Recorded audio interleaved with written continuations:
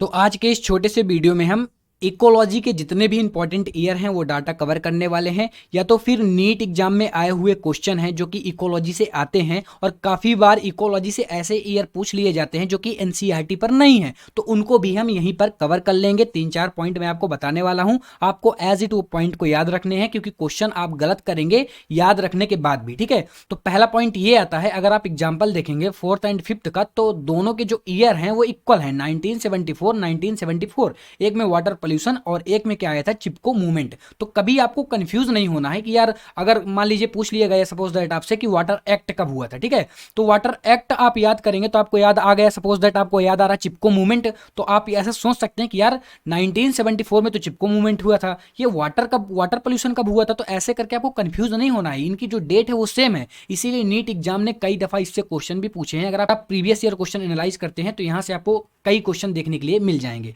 अब second slide की मैं बात करता हूं, टोटल जो मैंने ईयर लिखे हैं वो टोटल 17 ईयर हैं। मैंने एनसीईआरटी या तो नीट एग्जाम में पूछे गए क्वेश्चन लिखे हैं, टोटल 17 ईयर निकल के आए हैं। ये जो ईयर है मैंने आपको बता दी है। यहां पर एक चीज और याद रखिएगा कि अगर मैं मोनोट्रियल प्रोटोकॉल की बात करूं तो ये साइन कब हुई थी, देखिए ये साइन कब हुई थी और ये इफेक्टिव कब हुई, ये दोनों ईयर अलग अलग है। अगर इसकी बात करता हूं, साइन की बात करता हूं, साइन कब हुई थी तो ये 1987 में हुई थी और इफेक्टिव कब हुई तो 1989 में इफेक्टिव हुई। तो यहां पर ध्यान आपको जरूर देना पड़ेगा बच्चा कि ये साइन कब हो रही है और इफेक्टिव कब हो रही है। ऐसे ही एक प्रोटोकॉल और आता है जिसको हम बोलते हैं क्योटो प्रोटोकॉल। ये साइन कब हुआ था, इफेक्टिव कब हुआ था, ये साइन हुआ था 1997 में और इफेक्टिव हुआ था 2005 में। अब यहां पर दो ईयर आपको फिर से सेम दिख जाएंगे।